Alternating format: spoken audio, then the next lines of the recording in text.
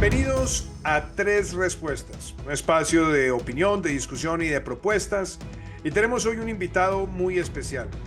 Se trata de David Vélez, colombiano, 42 años, fundador de Nubank, una de las empresas quizás más importantes que ha tenido la América Latina y ya de alcance global, con más de 90 millones de clientes y creciendo por segundo, pero también una de las personas que más está haciendo hoy en nuestra región en causas sociales y tratando de conectar tecnología con inclusión social. David, es un verdadero placer tenerte en Tres Respuestas. Presidente, muchas gracias por la invitación. Un placer estar aquí con usted.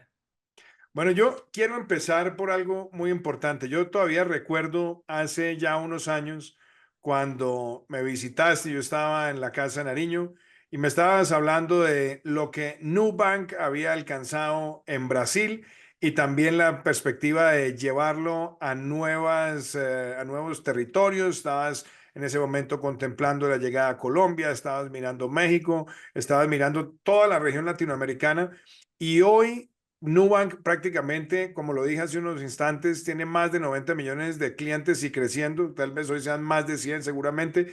Pero quiero hacer esa pregunta. ¿Para dónde va en este momento Nubank y cómo ha sido todo este proceso de fundar, emprender y ver convertido Nubank hoy no solamente en un ejemplo de fintech, pero en algo muy importante, en un ejemplo de inclusión social? Bueno, no, presidente, nuestra visión, empezando en el 2012, 2013, cuando empezamos a trabajar en el proyecto, es que de la misma forma que empresas de tecnología en todos los segmentos, en todos los países, disrumpieron la forma de hacer negocios siendo 100% digitales. Empresas como Amazon entrando a retail, empresas como Uber en transporte, empresas como Netflix en media. De la misma forma, había una oportunidad para ver nuevas empresas de tecnología entrar a servicios financieros y disrumpir ese segmento tan tradicional, porque una empresa de tecnología, especialmente digital, entrando y comunicándose con sus clientes por el celular, tiene la gran ventaja de no tener infraestructura física costosa. Y a la hora de ser 100% digitales, podemos ofrecer un mejor producto con mejor calidad a un precio muchísimo menor que los bancos tradicionales y además llegarle a mucha más gente en cada uno de estos países. Entonces esa fue Y la ahí, visión, esa fue la visión desde el 2013, que esto iba a ser una oportunidad de varias décadas en América Latina, pero también una oportunidad global, porque de la misma forma que en Colombia vemos 5 bancos que son dueños del 70-80% del mercado, lo mismo pasa en Nigeria o en Sudáfrica o hasta en Estados Unidos. Mercados tradicionales de banca son muy concentrados. Y bueno, teníamos que enfocarnos, teníamos que empezar por algún lado y por estos primeros 11 años de vida nos enfocamos en los mayores 3 países de América Latina, a probar ese modelo. Creo que lo hemos logrado en en esos 11 años, hemos ya pasado 105 millones de clientes. En Brasil, especialmente donde empezamos, ya casi la 60% de la población brasileña es cliente de nosotros, o sea, es un producto que más de la mitad del país utiliza. Hemos podido demostrar que podemos ofrecer un mejor producto que la gente le gusta más a un costo menor. Crecemos para cobrar menos comisiones, bajar tasas de interés. Y lo que sigue adelante en los próximos 10, 20 años será poder expandirnos ya a otros países fuera de la región, solidificar nuestra posición en México y Colombia, donde apenas estamos empezando, pero teniendo una visión de muy largo plazo es llegar a otros países también. O sea que estamos en el primer minuto de ese primer tiempo, como decimos dentro de Newark. bueno, y uno se hace una pregunta. Hay muchas personas que hoy están emprendiendo en América Latina y sobre todo también aquí en Colombia, que te ven a ti como referente. Dicen, oiga, yo veo a David Vélez, fundó una empresa hace 11 años, tiene 42 años, está todavía lleno de energía, de visión, de proyectos. Y quieren de pronto seguir ese camino. Obviamente no es un camino fácil, pero ¿qué le podrías decir a ese emprendedor que te ve a ti como referente, como una especie de lecciones, no solamente del éxito, sino también de los porrazos que David Vélez ha tenido, porque obviamente pues, no todo es color de rosa, aunque claro, uno ve un éxito tremendo, pero han pasado a momentos también difíciles y sobre todo yo creo que el más complejo, David, debe ser el momento en el que la velocidad de crecimiento empieza a avasallar al emprendedor. Entonces, ¿qué podrías compartir de esos éxitos y esos porrazos que sean como consejos para todos los que hoy quieren seguir tus pasos? Claro, bueno, primero prepárense para las canas, como hablamos al principio de la conversación. No es una jornada fácil. Algunas cosas que yo siempre sugiero. Primero, creo que emprender se hace por la jornada y no por el destino. Yo veo la jornada de emprendimiento un poco como, hace un par de meses releía la Odisea de Homero y se me hace muy parecido. Uno ejerce por ese camino de regreso donde uno va a pelear medusas, va a pelear gigantes, va a escuchar cantos de sirena, va uno principalmente desafiarse a uno mismo en una gran serie de obstáculos, con una gran serie de desafíos adversos, para tal vez, si uno tiene suerte, llegar hacia un final. Entonces, creo que emprender debe hacerse por ese camino y por el aprendizaje que uno va a tener. Y si se hace por eso, entonces, independientemente si la compañía funciona al final del día o no funciona, uno ganó, uno tuvo éxito, porque uno lo hizo por lo que uno iba a aprender, no necesariamente porque íbamos a crear una empresa billonaria, porque íbamos a hacer un montón de plata. De hecho, la mayor parte de las startups fallan. Creo que el 90% de las startups no tienen éxito. Entonces, la probabilidad de éxito es muy baja. Toda la probabilidad está en contra de uno a la hora que uno se va a emprender. Así que lo primero que quería es hacerlo por la jornada, no necesariamente por el destino en sí. Segundo, si uno hace por la jornada, uno va preparándose para lo que tú decías, momentos de grandes éxitos, pero momentos de grande frustración. Muchas veces las cosas no funcionan como uno no esperaba. Es difícil levantar capital, es todavía más difícil levantar capital en países como Colombia o Brasil, América Latina. Tenemos 1% del capital de venture en mundial va a América Latina, o sea, es dificilísimo encontrar capital, a veces es difícil encontrar el talento que uno necesita, es difícil a veces navegar contra la corriente de los escépticos. Lo que nosotros escuchamos tal vez 8 años de nuestra existencia era que íbamos a fallar, que era imposible competir a los grandes bancos, que nos iban a pisar, que nos iban que los reguladores nunca nos iban a dejar, que el juego era sucio.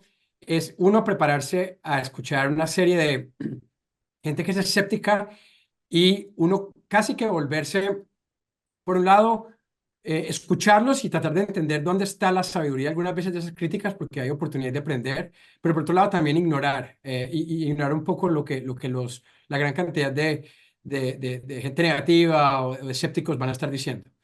Y, y ahí sí uno va creciendo y eso le va logrando a uno, algunas veces no funcionan, otras cosas sí funcionan, pero uno va mejorando su capacidad de resolución de problemas, va logrando uno traer mejor gente a la hora que uno va escalando. Y ya respondiendo a tu pregunta, una vez que la compañía va llegando a ciertos niveles, poder traer gente con un poco más de experiencia y poder tratar de pensar más adelante le ayuda a uno realmente a acelerar el crecimiento. Así que creo que esos son algunas de las visiones y al final, independientemente de si uno, pues, las cosas funcionan o no, poder tener la posibilidad de crear un gran impacto en algún mercado o poder crear un impacto en alguna industria es un gran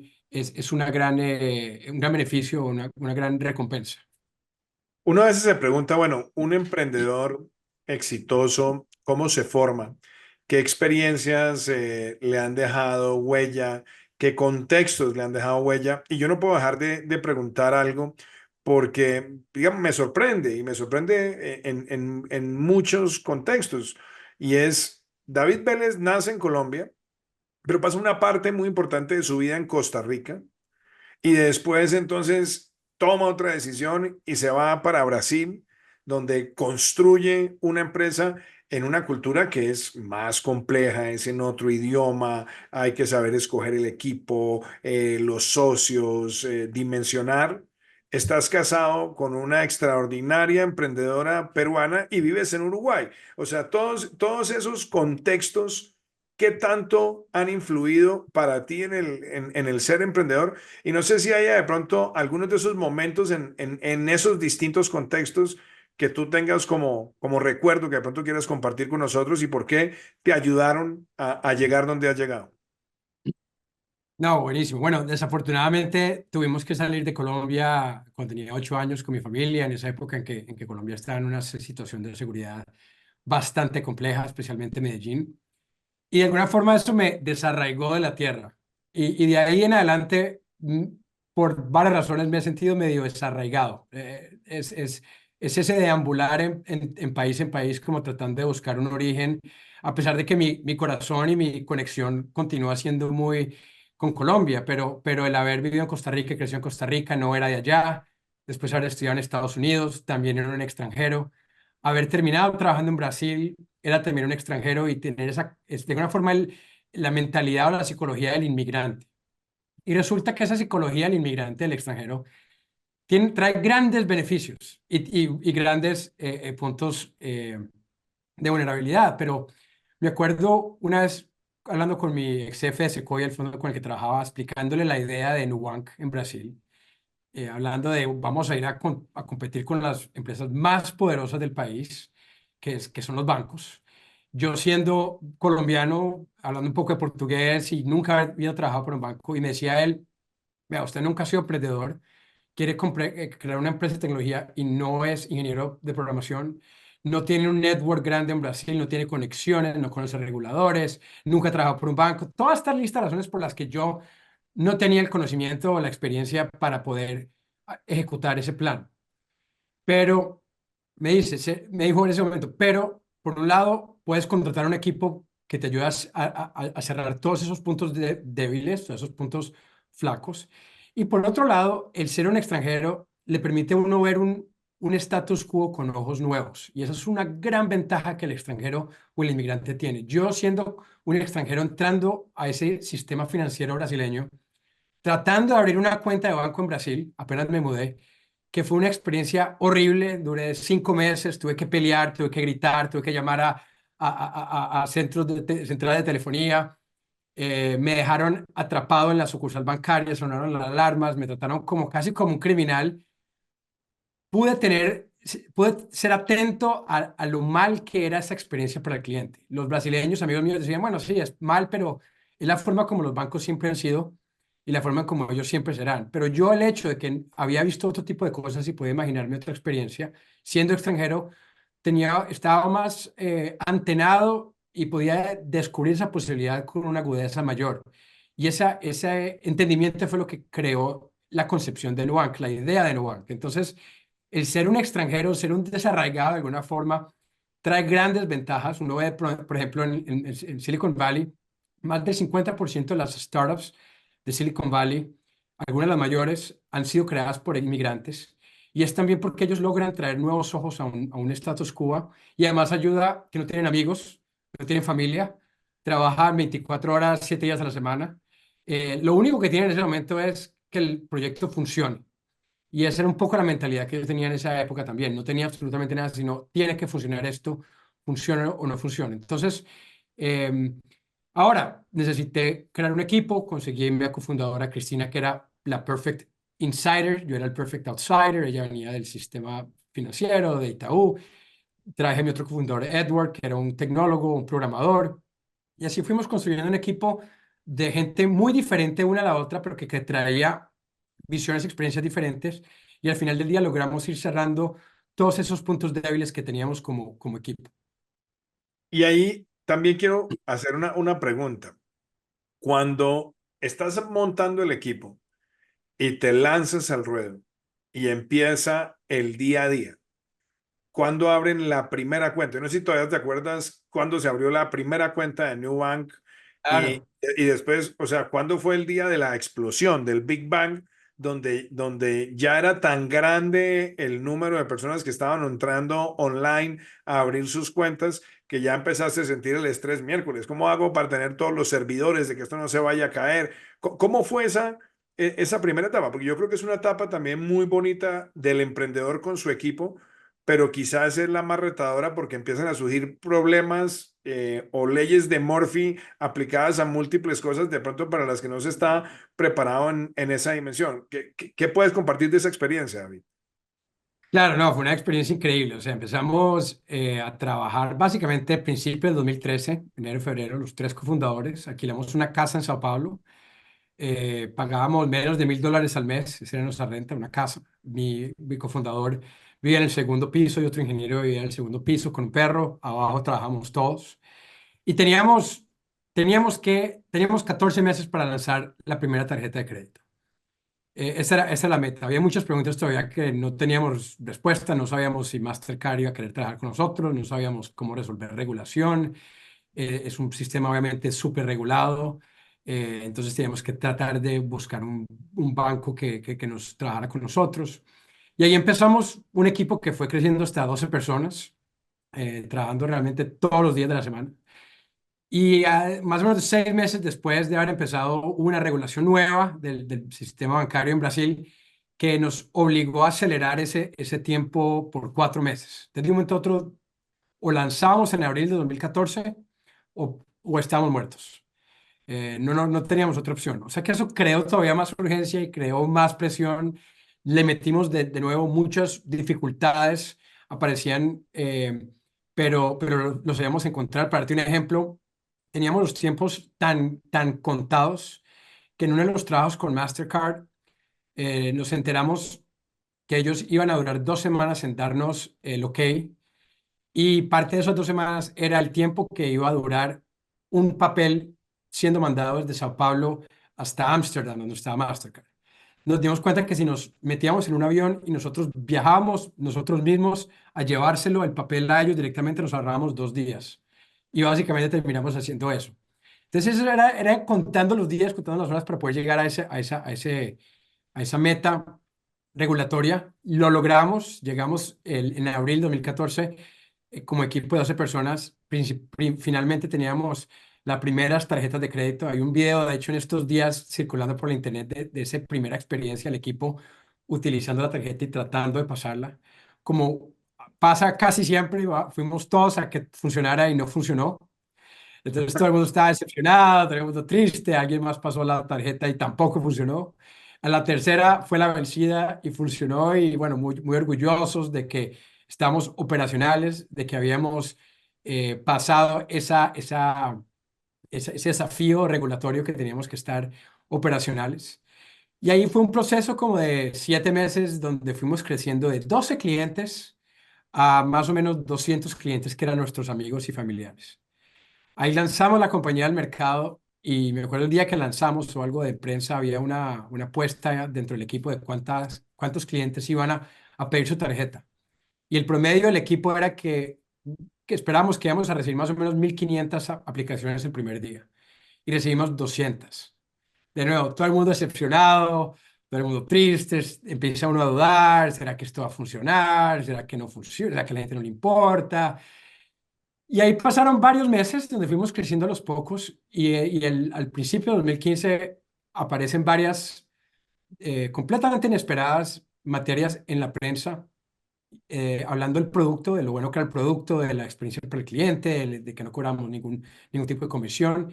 Y un día recibimos 2.000 pedidos, otro día 5.000, otro día 10.000. Al final del mes teníamos 30.000 y empieza un crecimiento exponencial tan acelerado que tuvimos que hacer una lista de espera porque no podemos decirle sí a todos los clientes que venían, no teníamos la cantidad de gente para poder atender. Y esa lista de espera crea todavía más demanda porque ahí se vuelve un producto que todo el mundo quería y nadie podía atender.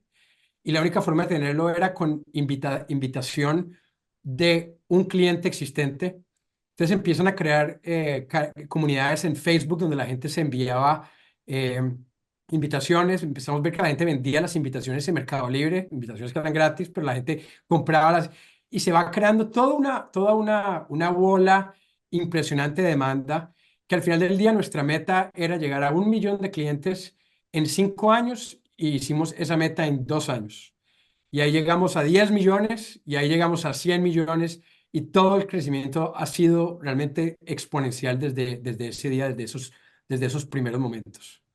Realmente fascinante, pero entonces también me obliga a hacer otra pregunta.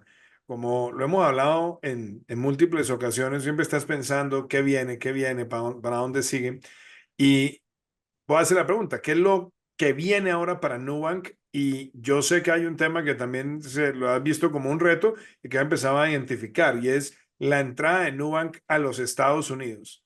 Entonces, ¿qué nos puedes contar de eso, David? Pues mira, como te decía al principio, nuestra visión a largo plazo es que la oportunidad que estamos ejecutando es una oportunidad global, no es una oportunidad local de Brasil o de América Latina.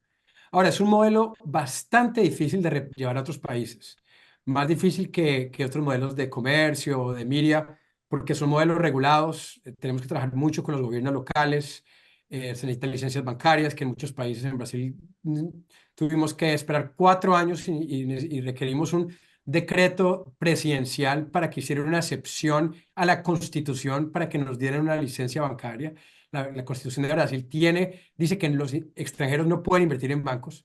Hasta ese nivel de protección en muchos países tienen los bancos incumbentes. Entonces, hemos dicho que a largo plazo queremos llevar a otros países.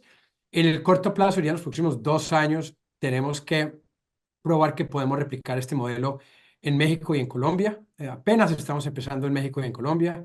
Vamos bien, vamos muy contentos en México, más de 8 millones de clientes en México. Vamos muy contentos en Colombia. Colombia, el crecimiento de Colombia ha sido más rápido que el de México, que ha sido más rápido que el de Brasil. La demanda del producto ha sido excepcional, pero todavía no nos hemos ganado el derecho de ir a un cuarto país. En términos de Estados Unidos, no sabemos si ¿Cuándo? sería Estados Unidos. No hemos tomado esa decisión. Tal vez es Estados Unidos, tal vez es otros países de América Latina, otros países, tal vez en 10 años yo creo que hay otros mercados emergentes, el sudeste asiático o partes en África. Ya veremos, es algo que estamos activamente pensando, pero la meta, el foco 100% los próximos, diría 24 meses es posicionarnos como el banco líder digital de América Latina y para eso tenemos que ganar esos tres mercados claramente. Bueno, y hay algo que quiero de pronto hacer un cambio de tercio, como dirían en los toros, y es, así como está David Vélez, el emprendedor, está también David Vélez, el filántropo.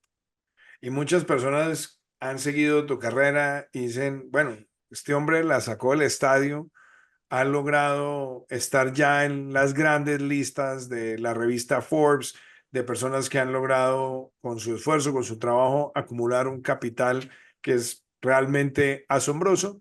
Pero de pronto David Benes, en ese momento de tanto éxito, sale y dice, "Vea, yo voy a regalar la mayor parte de mi fortuna con mi esposa para causas sociales". Algo que para muchas personas decían, bueno, más si este señor la logra, ya está ahí, y decía ahora desprenderse de gran parte de lo que ha alcanzado gracias a su emprendimiento y decide ahora hacer una irrigación para causas sociales con también generar impacto en otros. ¿Cómo fue esa decisión? Y obviamente tengo que preguntar por tu esposa que tiene también ese talante emprendedor, pero tiene un corazón social gigante.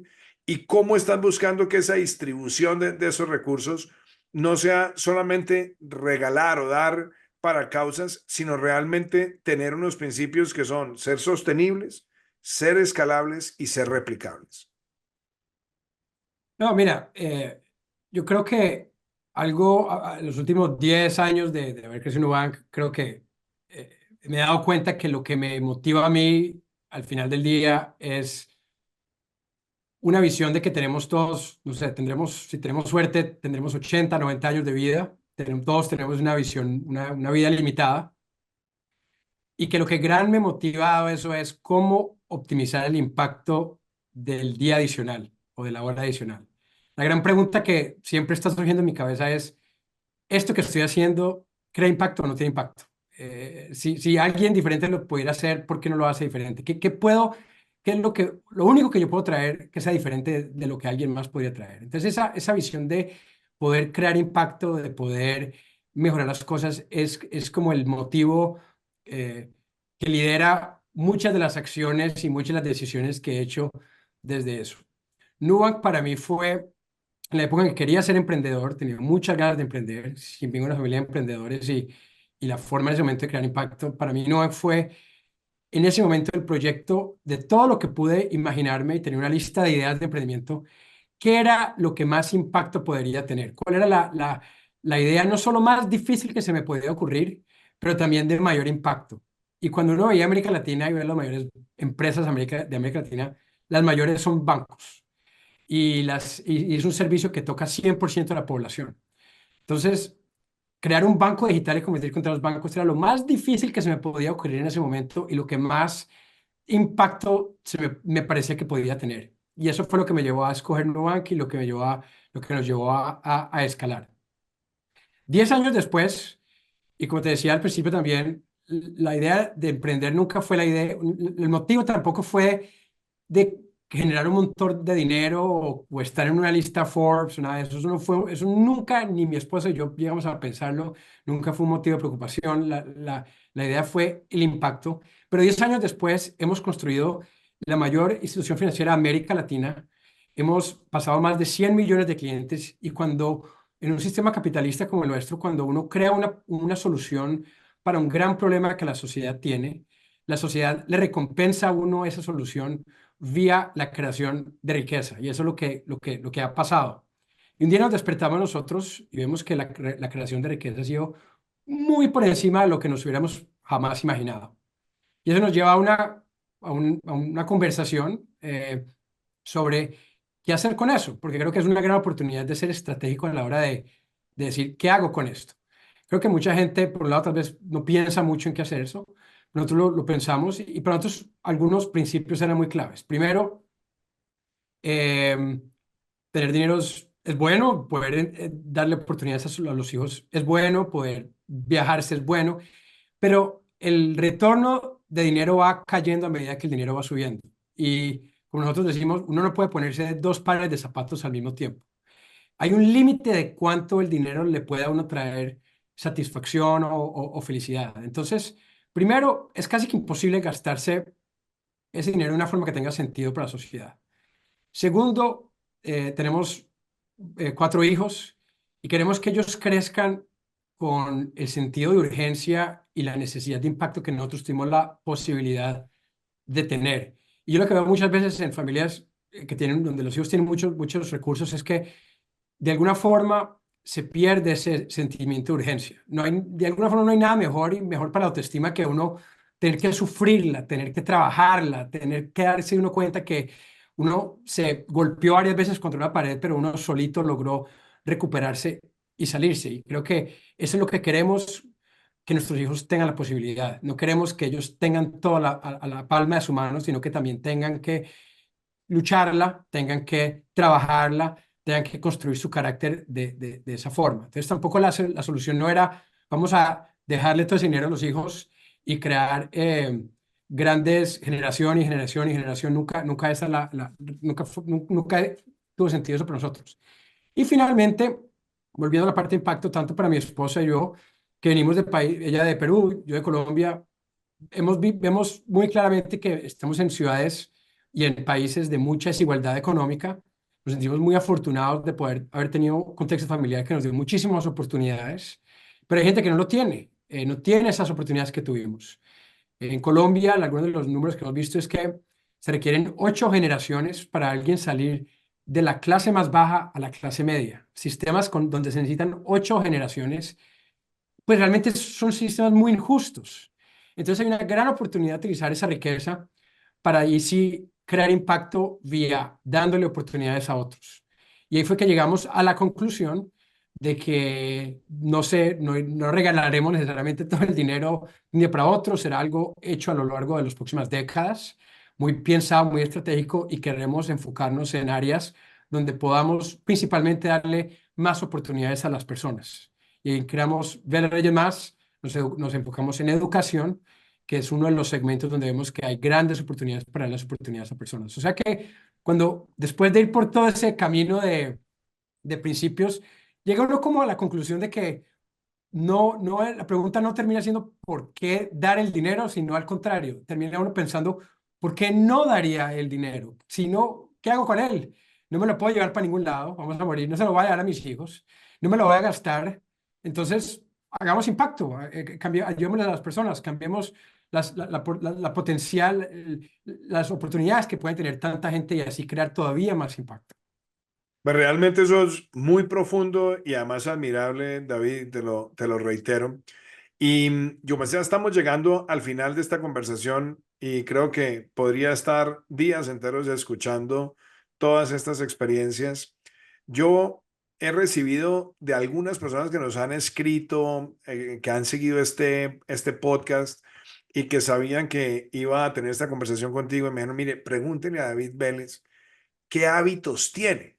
O sea, ¿cómo es el David Vélez en el día a día? O sea, este señor a qué hora se levanta, qué hace en las primeras horas del día, cuál es su método de vida que le permite tener la capacidad de pensar con tanta claridad y saber qué es lo que quiere. Yo creo que es un desafío continuo encontrar ese balance. Y ha mejorado a lo largo de los últimos 10 años. Creo que los primeros años de ser emprendedor es básicamente 90% trabajo, es dormir poco, es alimentarse mal y eso no es sustentable. Creo que he logrado llegar hoy a un balance donde primero, para mí, familia es importante y quiero pasar tiempo con esos niños, con esa familia, entonces es algo que tiene que tomar parte del horario. Obviamente el trabajo es importante y toma la mayor parte de las horas. Y tiempo para mí es importante. Para mí es muy importante poder seguir leyendo, poder seguir aprendiendo continuamente. Entonces, dadas esas prioridades, esas tres prioridades, trato de organizar una agenda donde primero duermo bastante temprano. Necesito las 8 horas de dormir. A las 9 de la noche estoy durmiendo básicamente 9:30. Estoy despierto a las 5:30. Trato de hacer ejercicio todos los días, una hora más o menos, a tiempo para tomar desayuno con toda la familia y llevar a los chicos a la escuela. Ahí empieza toda una gran cantidad de reunión hasta reunión y reunión y reunión, muchas veces muchos viajes, entonces eso es cansado, pero estoy con equipos, estoy viajando para otros países, estoy teniendo tipo de reuniones. Trato de bloquear durante el día ciertos bloqueos para poder desatrasarme en emails o en Slack. No creo mucho en multitask, creo que es un mito el multitasking, trato de ser lo más concentrado posible, tratar de hacer una cosa bien hecha a la hora y eso creo que da mucha más eficiencia, más productividad, especialmente en un ambiente de tanta información, de tanta media social, donde uno es bombardeado por todo lado. Trato de ser muy disciplinado, de tratar de hacer una cosa a la vez, una cosa a la vez. Y trato de terminar el día de nuevo con la familia, con los hijos, pasar tiempo con ellos, cenar con ellos, ponerlos a dormir todas las noches, leerles un cuento antes de que se vayan a dormir. O sea que de alguna forma ahí voy encontrando ese balance, pero siempre es un gran desafío poder hacerlo sustentable y tener la disciplina de que funcione. Bueno, y no puedo cerrar, porque esta ya es mi última pregunta, no solamente admirando esos hábitos, porque inclusive a mí también en mi propia vida me han costado pasar de no dormir Sí. a empezar a tener una disciplina y entender lo importante que es el sueño y otra serie de cosas, pero a una persona que tiene la mente pensando en tantos temas, que le gusta también explorar y conocer las cosas a profundidad, porque así lo he sentido en nuestras conversaciones sobre temas ambientales, sobre temas sociales, etcétera. Si uno le preguntara a David Vélez hoy, venga, usted ya hizo Nubank y en cierta manera está andando a velocidad de crucero, está creciendo, pero si usted fuera a invertir hoy un esfuerzo emprendedor, ¿en qué se metería distinto a Nubank hoy en día? ¿Hay algún tema que te esté por ahí a veces molestando la mente? ¿Es inteligencia artificial? ¿Es biotecnología?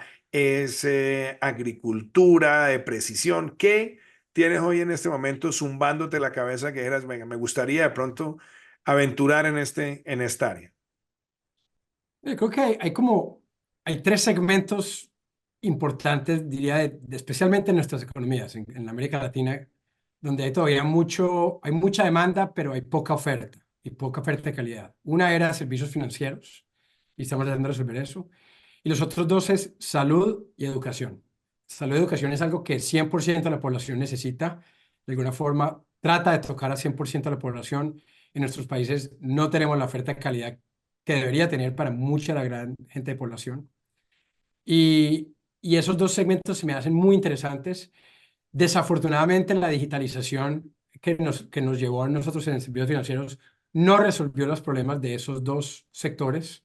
Hubo muchos emprendedores que trataron de utilizar digitalización en salud, digitalización en educación, y más o menos ha funcionado, pero realmente no ha existido todavía la solución.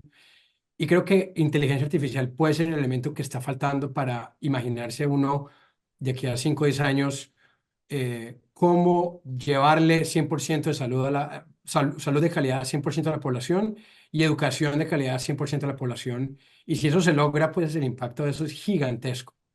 Entonces, esos dos temas todavía están muy macro, muy arriba, todavía no están muy aterrizados, pero por el tamaño del mercado y el problema se me hacen muy interesantes.